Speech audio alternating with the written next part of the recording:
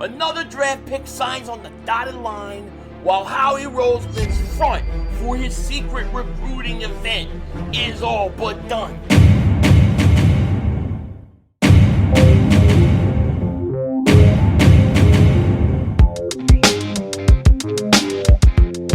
Dallas still stinks.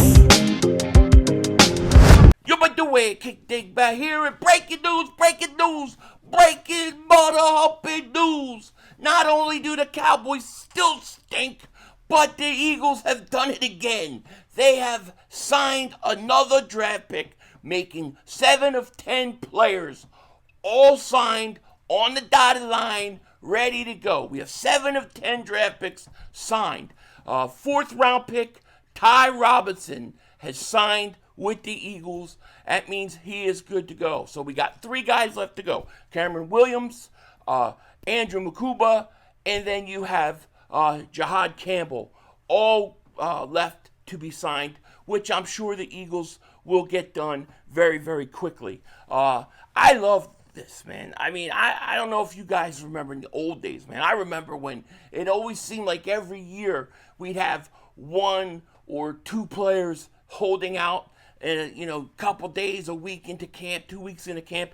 And I'm talking pre-Andy Reid days, okay? We don't deal with that anymore. Now these guys are getting signed quick, and I absolutely love it. Can't wait to see these rookies come in and play. They are going to contribute. I know it. Now, before we get into the things I want to talk about, first thing I got to say is, while driving around today, I was able to listen to the Exciting Mics. That's Cooper DeJean and Reed Blankenship's new podcast. Definitely check it out. Link is in the description. It was pretty good. Those guys are pretty good. They're pretty cool. Funny. I thought it was kind of. I think Reed Blankenship's hilarious. But check it out. Link is in the description. Reed Blankenship was going off about being 85% Viking, which was kind of funny. And I think Cooper was like, "Nah, man, you're like 10%." It was kind of funny. But the other thing was they had no idea who Skinny Joey Merlino is. That was the funny. He got cheesesteaks from Skinny Joey's. They had no idea who he is. It was hilarious. All right, so definitely check it out, okay? Now, I know you have seen this schedule talked about in the last 24 hours, the last couple days, really. So I'm not going to go through every single game, win or loss, right now. I did do that yesterday in my live stream. If you want to check it out, definitely do that. But I mean, when you look at this schedule, and what I will say about this schedule is this. I have never seen, and this is a hard schedule. There's no question about it. This is a hard schedule. I have never seen in my life, never seen a team not get back-to-back home games all year. I've never seen it. Usually, you like to get those guys to have a couple home games so they don't have to travel for a few weeks. Never seen this. They're going to travel pretty much every other week. It's kind of crazy. The only time that they're going to be home for multiple weeks is when they get the bye week. They're going to play, I think, the Giants at home, and then they'll get a bye week. That's a brutal schedule. It's a brutal schedule. That said, when you listen to people talk and try to say who they're going to beat, who they're going to lose to, it's very easy to tell that the people are trying to find ways and where they could give the Eagles losses. They're trying to find, should I give them a loss here? Should I give them a loss here? Because they know the Eagles could win every one of these games. And Vegas pretty much, I think, has us favored in every game except for the Buffalo game. The Buffalo game, like I said yesterday, is not going to be a loss for. It's not going to be a loss for the Eagles. And if it is a loss for the Eagles didn't need it. Buffalo and the Eagles play late in the year, second to last game. Buffalo's schedule with that division, they're gonna have everything locked up. We may have everything locked up after that Washington game. I don't think that game's going to mean what people think it's going to mean. But what I will say about this schedule, I think that this is a 12 to 14 win team again. I think that's what the Eagles are going to do. I think in this schedule, of course, every game matters and things like that. But if you specifically, in my personal opinion, if you win the LA game, which is at home, the Tampa Bay game, which is on the road, the Detroit Lion game that is home, and then split with Washington. You take care of those things, all stuff the Eagles are going to be able to do. I'm telling you, it's going to happen. You should have home field advantage throughout the playoffs. You should get it. That's what I think. And I think that the Eagles, at the end of the day, are going to end up having home field. But if you beat Detroit, you beat the Rams, you beat the Bucks, and then you split with Washington, you're going to have the tiebreaker over all those teams. Okay. Now let's say you don't beat Tampa. As long as you beat Detroit and the Rams, and Washington splits, at least split at worst, I think you're going to probably have the conference. You probably have home field. What does home field mean? Home field means a trip to the Super Bowl, because nobody's coming into Philly in January and beating them. It's just not going to happen. It's just not going to happen. And look, Detroit blew it last year and gave home field to the Eagles. And now we're Super Bowl champions. All right, so that's what I think about the schedule. I think the Eagles 12-14 win team. And we'll go over the schedule and predictions and things like that. Again, I'll probably do it 2 more times before training camp starts, or before the start of the season, rather. But I think 12-14 wins is about what I have for the Eagles. I have about 10-11 wins for Washington, and then about 8-10 wins for Dallas. That's where I am. And I think the Giants, with their schedule, they're getting killed. They're going to get killed. So, yeah, I think things favor the Eagles as we stand right now. It looks good. The other thing I want to talk to you guys about today is I have a conspiracy. I have an admitted conspiracy. This is going on for 3 years. And it's continuing. I believe that Devontae Smith's softball game is a front. I believe it is a front for Howie Roseman. Yes, it's to do good work. There's no question about it. And I think, that Devontae Smith raised money for the poor and all. I get it.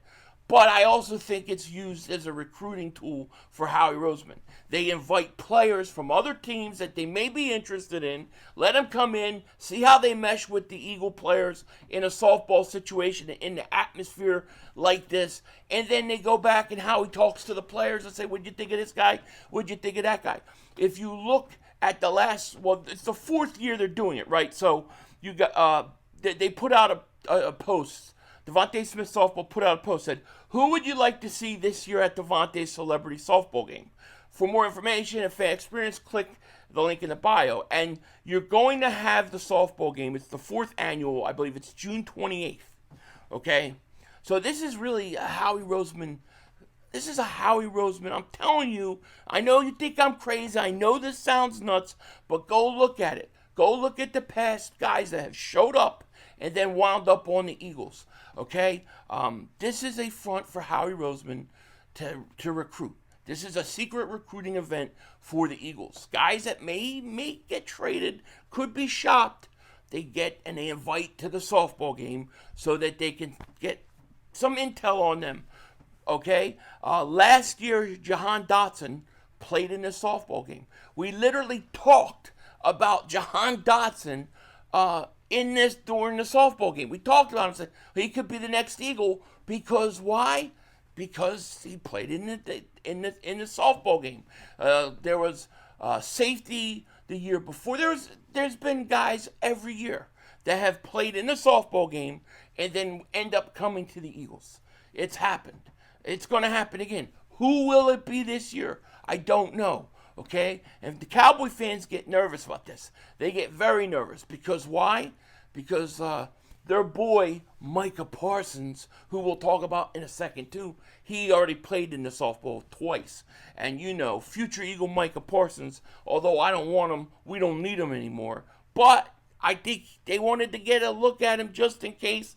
I probably don't like what they see, maybe. I don't know. But no, I actually like Micah Parsons. I hate the Cowboys.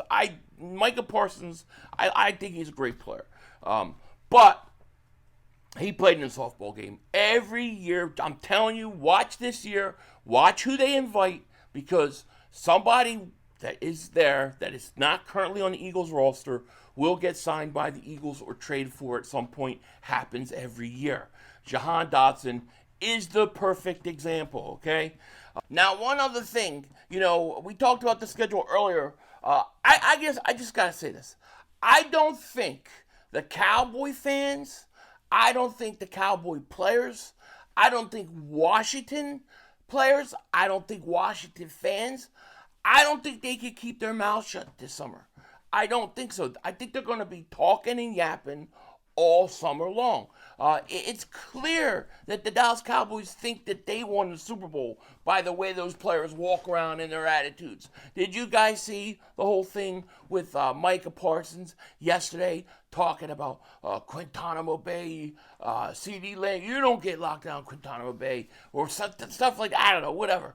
But it's just like, I don't think the Cowboys players or the fans, I don't think they can help themselves. I think they're going to be talking a lot of crap all summer long, only to go out there week one and take a beating. They're going to take a beating. There is no doubt in my mind. And you got, Washington fans talking, Cowboy fans talking, and, they haven't done anything yet. They haven't done anything yet. We won the Super Bowl, and we're humble, and we're ready to go, and we just take it week by week, day by day. With that said, take care. Talk to you later, of course. Don't be a dingbat. And remember, it's Howie Vision. We're all just living in it. Look at this. And I'm sorry, that Guantanamo Bay don't last over here, man. That shit dead. What is that? That's what they call Quinyon Mitchell. What?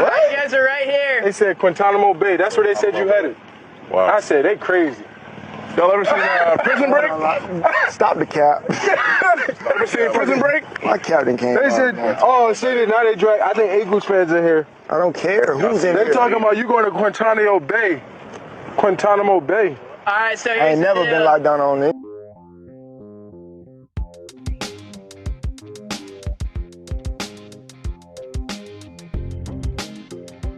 So you had Adam Schefter who was talking about that the NFL should possibly do a draft lottery.